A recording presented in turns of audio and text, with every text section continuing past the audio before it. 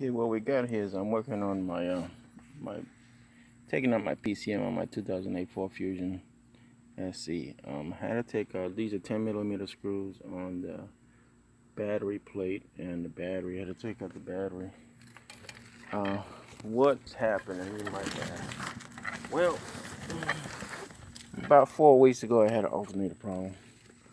Alternator burnt out on me, real bad, seriously bad. When I went ahead and did the alternator,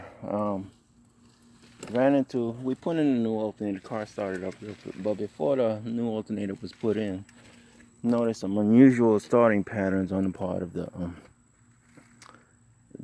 car. I mean, it had this jump of the whole engine was rocking when you go to try to start the car, and rocking back and forth. It was crazy. It looked horrible. It's not like your normal where it just turns over, whatever. Battery plate was right here on the left-hand side. I mean, right-hand side, driver's side. What I'm looking forward to taking out right now is this PCM. PCM is right there. That metal piece right there.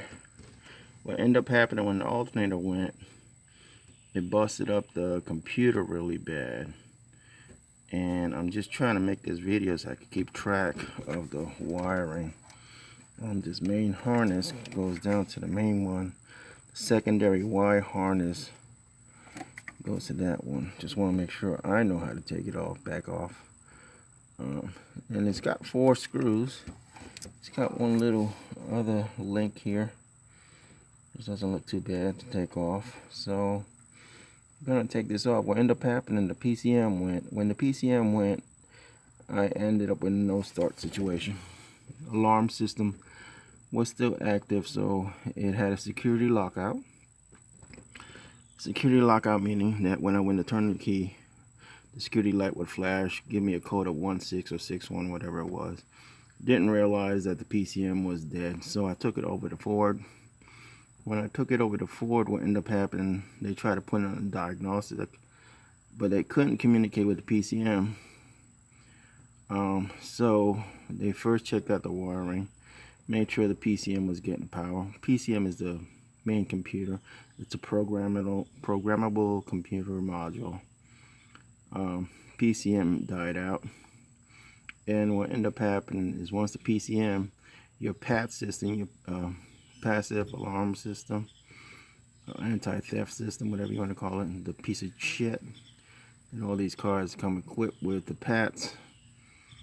The keys are programmed into the PCM, so you will never be able to start the car. It'll be a no start with the security light on all the time because the storage of the key information is in the PCM, and if the PCM shot, that security system is never going to talk with the PCM, never. And they try to reprogram my PATs, meaning that the keys with the transponders, your little electric keys with the transponders, the transponder code, whatever, gets put into the PCM, then the security system reads it off the PCM. That ain't never gonna happen because the PCM, they try to reformat the PCM, whatever, download new software to it, whatever. Only went to 90%. 90%, and they had all these error codes, and you can never reprogram that PCM. It's dead. So the question is taking out this PCM, and there's some numbers here on this sticker. If you're gonna get a PCM at the junkyard, make sure those numbers match up. There's a little sticker right there. I'm just hoping you can see it. There's a sticker down there. That's what you're gonna look for. You're gonna try to match up those numbers exactly. No and if, or buts about it. Those numbers have to be matched up. My first task is to take the PCM out, but I'm gonna match up those numbers and get another module out of the computer, out of the junkyard LKQ parlor. So, trying to let you all know, making a video for myself mostly because I don't want to forget what I undid and did. All right, hopefully that'll help out some. While I'm finishing doing this thing, I just want to tell you what. I know that's not going to be, I'm just talking right now. So what ended up happening, like again, I ended up having serious problem was when that wrench light turned on. All the years I've been driving this car, I've never seen the wrench light until that alternator went. And once that alternator went, it caused a whole lot of problems. The biggest problem was the what do you call it? Let me give you a quick look. I just got one screw left down there. One screw all the way on the bottom. That's it. I took to take off this PCM. But yeah, what ended up happening is, like I said, that wrench light turned on. Once that wrench light turned on, it was all hell after that. It was, I was in the rain, had full power and everything, and while I had full power, the wrench turned. Well, it came from my mom's house actually that day.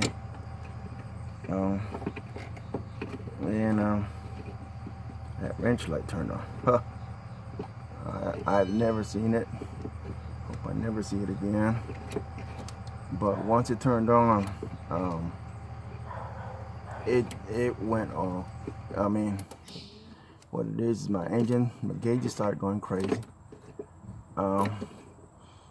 RPM, try to hit gas, no power, sluggish. See, it felt like it was in first gear. This is automatic transmission, by the way. Felt like it was in first gear, whatever, low gear, whatever you want to call it. And what ended up happening is once we did all that, I said, oh shit, let me pull over, check these fluids out. I thought initially transmission is dead for sure. We took out the I checked the fluids. You know, to check the oil, you got to go ahead and shut off the car. So I went to go shut off the car. That was it. Once I shut off the car, I was locked out. Security locked me out. Again, the security system, your keys are programmed into the main computer. So once the main computer goes, you ain't getting back into that car for nothing. You might as well hang it up, because it will not let you back in, because the security system is looking for some sort of approval code from your main computer, and if your main computer is dead, guess where you're at? You're up the creek and start dialing them tow track numbers, which is what I did. I dialed the tow truck number, which is what went with my insurance, and got it towed to my home. But that wasn't the end of the story. Put another alternator in. My brother knew it already was the alternator based on the figuring out. You know, when you're talking to a mechanic, make sure you describe the symptoms before car totally fails. So when I described the symptoms, he knew automatically it was a daggone alternator. So what he did was went ahead and he just went ahead and bought the alternator.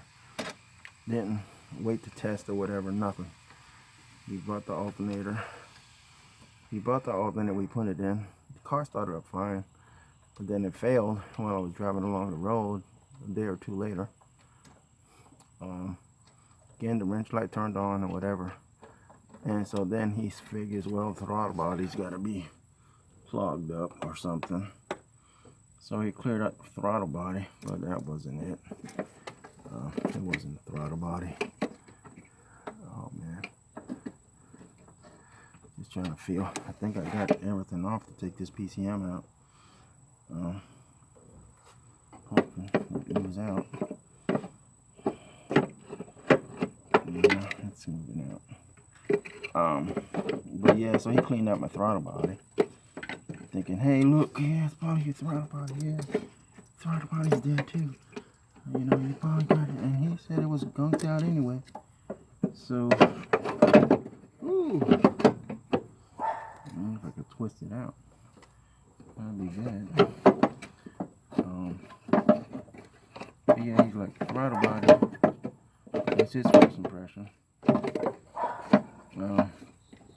So he cleaned that out for me, and he said it was gunked out anyway. So not that it's fun doing unnecessary repairs when you need to get to the heart of an issue. But success. I finally got the thing out. This is what my PCM looks like. This piece of shit. Just took it out of down there.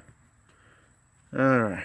This is the piece that's dead. Again, if you got a security system, all that other stuff, it's not gonna work unless your PCM is working. If your PCM with the key codes is not working, you're done.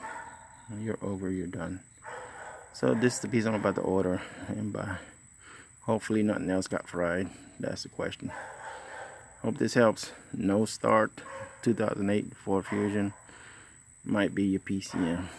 If you can't reprogram your keys to the PATs, your anti-theft device that goes to this computer. Remember, your keys, you have a security system that communicates with your main computer.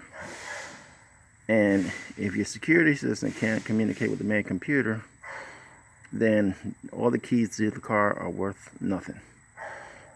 Because that's it. It won't be able to talk with this. This one's got the code in it of your keys, and it feeds it back to the security system. So I try to have Ford reprogram it.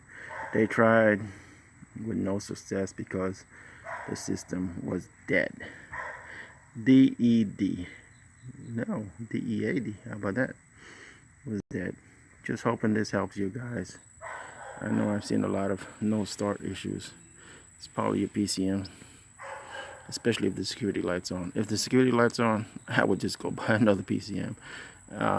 In total, Ford wanted $85 for a diagnostic. They couldn't diagnose it because they couldn't communicate with the PCM, and $60 to reprogram the keys to the pads. $60 is actually a reasonable fee. Is the going rate. I ended up paying $130 plus 2 tows, 1 tow, 2 Ford, 1 tow from Ford, $60. So $300 that could have been spent in just buying another PCM. Hope this helps. Bye.